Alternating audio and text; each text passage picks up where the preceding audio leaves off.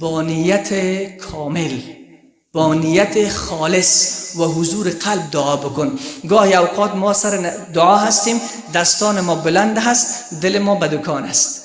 دستان ما بلند است، دل ما به پیش محبوبه ما است. دستان ما بلند است، شکم ما طرف غذا میل داره که زود دم دعا خلاص شده که نان بخورم. حضور قلب کار داره. حضرت موسی از جای تیر شد، دید که چوپان گریه میکند، دستا به سوی آسمان دراز است، گریه میکند. اینقدر گریه میکند حضرت موسی دلش سوخت. پروردگار چون این بندت را اجابت نمیکنی؟ خب گریه میکند. الله جل مجدو فرموده ای موسی تو خود نمیدانی از داخل دل از او خود دستش به طرف ما بالا هست، چشمایش هم اشک میریزانه ولی قلبش به پیش گوسفندا هست.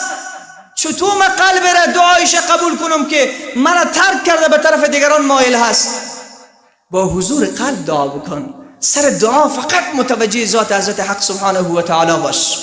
ما حضور قلب نداریم.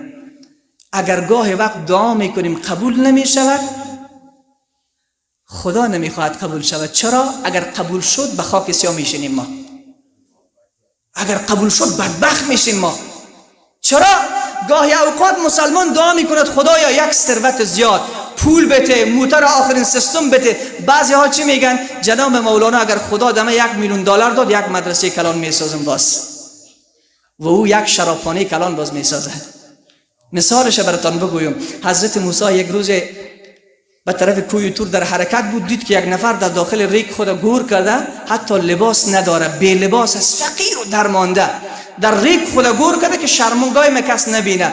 حضرت موسی که از کنارش رد شد، بر حضرت موسی گفت که تو خود به کوی تور میری، به پروردگارت بگو که یک چیزی به من بده، من خیلی فقیر هستم، خیلی فقیر و درمانده هستم.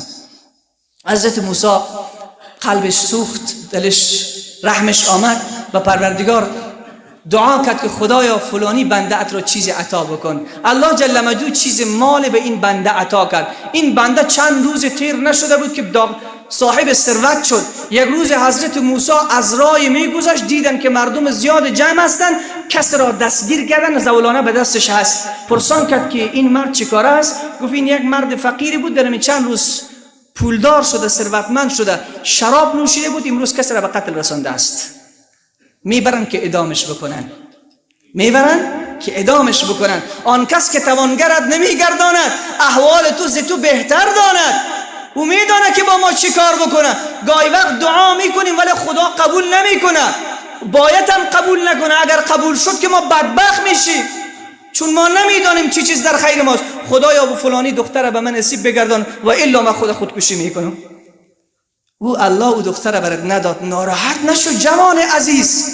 الله خواست که تو بدبخت نشوی. اگر در زندگیت می آمد تو رو به خاک سیاه می نشست. پس هر وقتی که دعا میکنیم، هر دعا را خدا قبول نمی کند. چرا اگر پرده برداشته شود که ببینیم چرا قبول نمی کنه، یک تشکر از خدا هم می کنیم، یک تشکر از الله هم می کنیم که خدایا خوب است که قبولش نکردی و الا من نابود میشدم. پس عزیزان من، پروردگار بنده را بسیار زیاد دوست داره، خیرخواه بنده است، هرگز نمیخواد به بنده ضرر برسه. باور بکنین اگر من و تو به خدا پشت کنیم، خدا به من و تو پشت نمی کند. روز حضرت موسی به کوی تور میرفت، مرد سر راهش آمد، به حضرت موسی گفت به کوی تور میری؟ گفت بله. گفت وقتی به کوی تور رفتی به خدایت بگو که فلانی بنده برای تو گفت که هیچ نیاز به تو ندارم. خوب دقت کنیم. این بنده به حضرت موسی میگوید برو به خدایت بگو. امروز هستن بندگانی که این گونه میگن، میگه خدایت هم بیای از دست من خلاصت کرده نمیتونه، زور خدایت هم نعوذ بالله به من نمیرسه. این بنده میگه به حضرت موسی برو به خدایت بگو که من به تو نیاز ندارم، به هیچ چیزی تو نیاز ندارم. حضرت موسی یک آه سرد از نهادش کشید که من زنده ام الان، چون این بندگان در روی زمین هستن که با خدا در ستیز هستن، با خدا در جنگ هستن. حضرت موسی رفت در کوی تور. بعد از این که ملاقات تمام شد میخواست بر بگردد، پروردگار به حضرت موسی گفت ای موسی در مسیر راه کدام بندیم به تو چیزی نگفت؟ حضرت موسی که شرمنده شده بود نخواست که به خدا بگوید. و پروردگار تو که واقف هستی، تو که میدانی، تو که میبینی، تو که عالم الغیب هستی، پروردگار فلانی بنده چون این کلام را گفت که تو میدانی. پروردگار گفت ای موسی برو به بندیم بگو اگر تو به من نیاز نداری من تو را دوست دارم. اگر تو به من نیاز نداری، اگر تو بے پروا هستی، من پروای تو را دارم. در سوره اخلاص میخوانی قل هو الله احد الله الصمد. الله بی نیاز هست اما پروای بنده را داره. چقدر که بنده چرک شود، چقدر که بنده آلوده شود، الله بیشتر و بیشتر میخواهش، بیشتر و بیشتر دوست دارد که بنده بیاید. خیلی زیاد دوست داره. اما داستان پادشاه رو شنیدین شما؟ این وقت صحبت کرده بودم 1-2 سال قبل. پادشاه به وزیرش گفت یک سوال دارم وزیر، اگر جواب سوال من را ندهی تو را از وزارت برطرف میکنم. وزیر گفت بفرمایین. گفت سوال من این است، بگو خدا چه میخورد، خدا چه میپوشد، خدا چه کار میکند. وزیر حیران ماند که جواب این سوال رو من چگونه بدهم، من چی میدانم خدا چه میخورد و چی میپوشد و چه کار میکند. گفت تا 1 ماه برای تو فرصت میدم، اگر جواب سوال را نیاوردی از وزارت تو را برکنار میکنم، فقط غلام قرار میدهم تو را. وزیر افسرده و غمگین برگشت، هر روز پیش این برو پیش آن برو تا مشکل این چیزی که سر راهش آمده حل بکند که وزارت را از دست ندهد. اما مشکل حل نمی شود. یک غلام دارد، زنگی هست، خیلی سیاه بد چهره، ولی صاحب دل است. صاحب دل است، با پروردگار یک ارتباط دارد. بعضی ها دنبال خوشی موقتی دنیا هستند، بعضی ها 2 ساعت خوشی میخوان، بعضی ها ببین زحمت میکنن پول به دست میآورن تا نیم ساعت رفته در فلانی جا زنا بکنن، نیم ساعت خوشحال شوند، پول به دست میآورن به زحمت با آبله دست تا بروند در فلانی جا در کنار کمپل بنشینن قمار بزنن که 1 ساعتشان شاد بگذرد. بعضی هم تلاش میکنن پول به دست میآورن تا بروند قلیون بزنن، چند دقیقه با پارتی و با دوستهای خودشان خوش باشد. نه عزیز من، این خوشی های مقطعی را از خدا نخواه، از خدا بخواه که در تمام زندگی لحظه به لحظه دقیقه به دقیقه چی باشی؟ تو خوش باشی. حضرت مولانا چه زیبا میگه، یک وقت خوانده بودم براتان. حضرت مولانا میگه مرا عهدیست با شادی که شادی آن من باشد، مرا قولیست با جانان که جانان جان من باشد، به خط خویشتن فرمان به دستم داد آن سلطان که تا تخت است و تا بخت است او سلطان من باشد. اگر هوشیار اگر مستم نگیرد غیر او دستم، اگر من دست خود خستم همون درمان من باشد. الله اکبر. این گونه شادی بخواین از خدا که در وقت غمم خوشحال باشید، هیچ وقت غم درونتان را نیازارد، هیچ چیز شما را آزار ندهد. پس پیش دنبال این خوشی های مقطعی نگردیم، 1 ساعت قلیون، 1 ساعت فوتبال، 1 ساعت پارتی، 1 ساعت گیم که خوشحال شوم. نه عزیز من، بعد از این 1 ساعت قلب تو تندرخانه میشه، دلتنگ میشی، افسرده میشی، غمگین میشی. بنابراین وزیر روز اخیر بود که برمیگشت به پیش پادشاه. غلام برش گفت که وزیر صاحب چندین روز است که داخل حرم میشی و بیرون، خیلی غمگین هستی، چی مشکل داری؟ بگو مشکلت را، میتونم من کمک کنم. وزیر خنده ای کرد، لبخند زد، گفت تو میتونی به من مشکل مرا حل بکنی؟ تو یک غلام بیش نیستی. امروز بعضی ها یک کسی را که میبینیم ژولیده حال است، لباس مندرس کهنه دارد، فکر میکنیم دیگری خدا به سر ازی قهر کرده، فکر میکنیم این بندی است که خدا از درش رانده. خبر نداری که دل او محل تجلی الله است، محل تجلی الله است. یک روز رسول صلی الله علیه و سلم یک کسی را دید که با بسیار لباس زیبا و مفشن از جلوه رسول خدا تیر شد. پیامبر بزرگوار صلی الله علیه و سلم به اصحاب گفت که این مرد را دیدین؟ گفتن بله یا رسول الله. گفت چگونه مرد است؟ صحابه گفتن یا رسول خدا این مرد است که پشت هر دختری که خواستگاری برود برش گفته نمی شود، در هر مجلسی که بنشیند سخنش را مردم میشنود، هر جایی که برود مردم ایرا بالا می نشانند، احترام برش میکنن. بعد دیدن که یک مرد فقیر و درویش و خسته و مانده از راه رسید، لباس مندرس کهنه دارد، تیر شد. رسول خدا فرمود این مرد را دیدین؟ گفتند بله یا رسول الله. گفت این چگونه مرد است؟ گفتند یا رسول خدا این مرد است که اگر بمیرد کسی به جنازه اش نمی رود. این مرد است اگر از دختر خواستگاری کند برایش نمیدهند، اگر در مجلس برود کسی به این نظر نمی اندازد. رسول خدا فرمود اگر از اون مرد اول کل دنیا پر شود به اندازه این مرد به پیشگاه خدا ارزش ندارد. هیچ وقت کسایی که جوریده حال هستند به نظر حقارت به اون نگاه نکنین. کسی که گناه میکند به نظر حقارت نگاه نکنین. شرابی را به نظر حقارت نگاه نکنین. از شراب نفرت داشته باشین، نه از خود شرابی.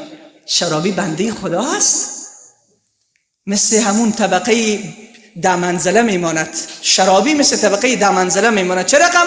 اگر 10 طبق منزله هست، طبقه اول، دوم و سوم و چهارم زیبا ساخته شده، داخلش چراغ است، روشنایی است، در تاریکی شب تمام زیبایی های همون داخل منزل دیده می شود. ولی منزل پنجم گروپ ندارد، برق ندارد، الکتریکش خراب شده.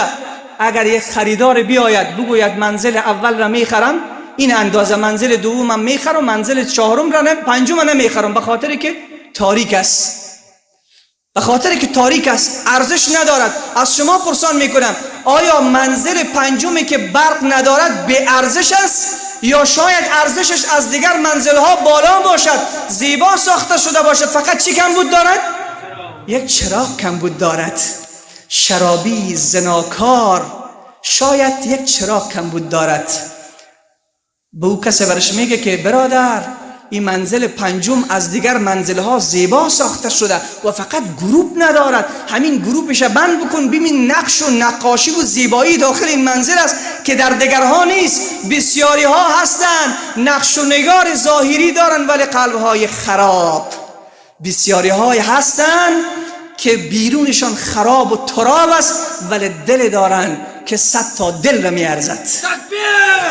پس عزیز من به هیچ کسی به نظر حقارت نگاه نکن. از شراب بد ببر، نه از شرابی. دعایش که خدا توفیق نصیبش بگرداند.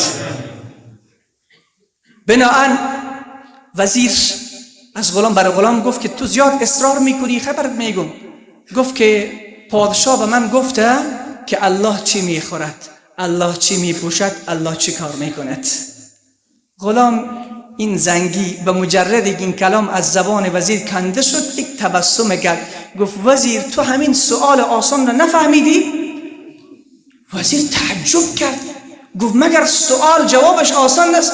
گفت مثل آب نوشیدن آسان است، تو چگونه ندانستی؟ وزیر نگاه کرد به غلام، گفت پس تو میشنوم، بگو خدا چی میخوره؟ گفت خدا غم بندگان گناهگار خود را میخوره. غم بندگان گناهگار خود را میخوره. لحظه به لحظه، دقیقه به دقیقه انتظار بنده گناهگار است. خدا چی میپوشه؟ خدا گناهان بندگان را میپوشه. چقدر گناه کردیم؟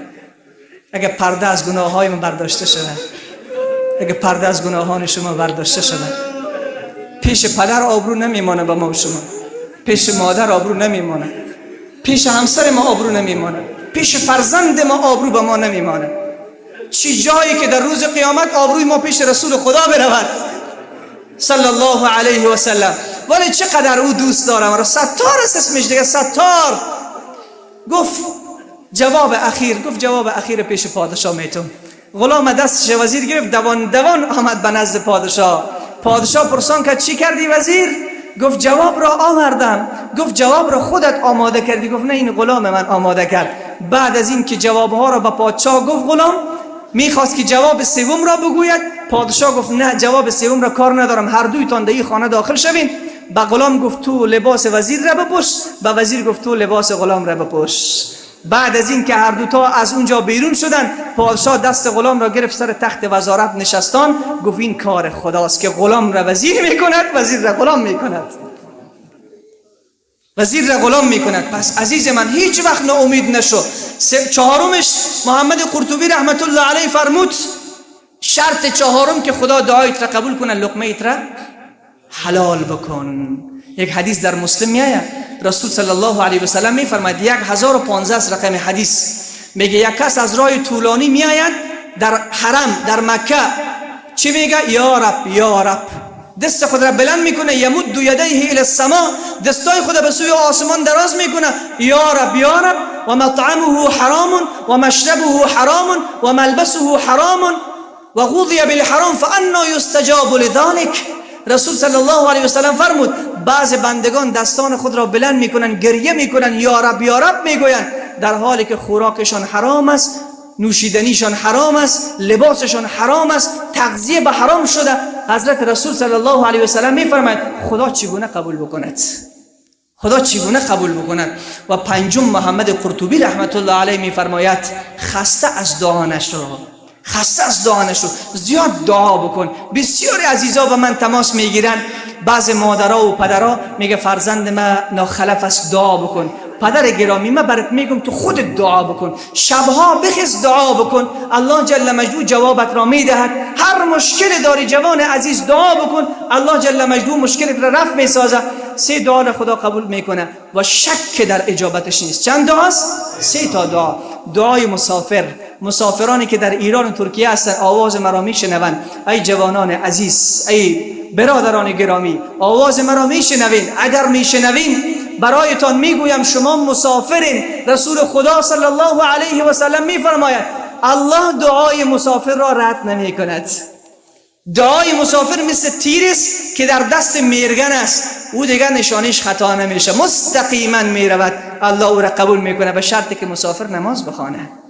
جوانان هستند که در سفر در ایران و ترکیه تمام شب به قمار میگذرانند، تمام شب به زنا میگذرانند، تمام شب به معصیت میگذرانند. اگر جوان مسافری که در کشورهای خارجی خدا را پرستش کنه، اونجا نماز بخوانه، برکت پیدا میکنه و دعایش هم الله قبول میکنه.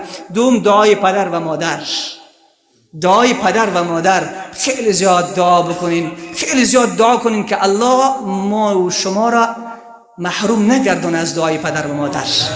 کل ما شما شاید که دی زیاد ما پدر و مادر ما زنده باشه، اینا دعایشون مثل دعای پیامبر است. پیامبر در حق امت دعا بکند رد می شود؟ نمی شود. اگر پدر و مادر با دل پر از سوز و با چشم پر از اشک در حق فرزند خود دعا کند، الله ردش نمی کند. پس شاید پدر جان من هم در این مجلس باش، نمیفهم که آمده نامده.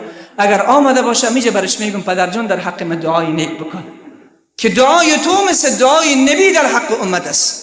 پس بناهن از دعای پدر و مادر خود را محروم نگردانین. و رسول صلی الله علیه و سلم میفرماید سوم دعایی که الله قبولش میکنه دعای مظلوم است. ما خب مظلوم هستیم امروز، شیطان خیلی سر ما ظلم کرده، خیلی مظلوم هستیم، خیلی گناه مرتکب شدیم.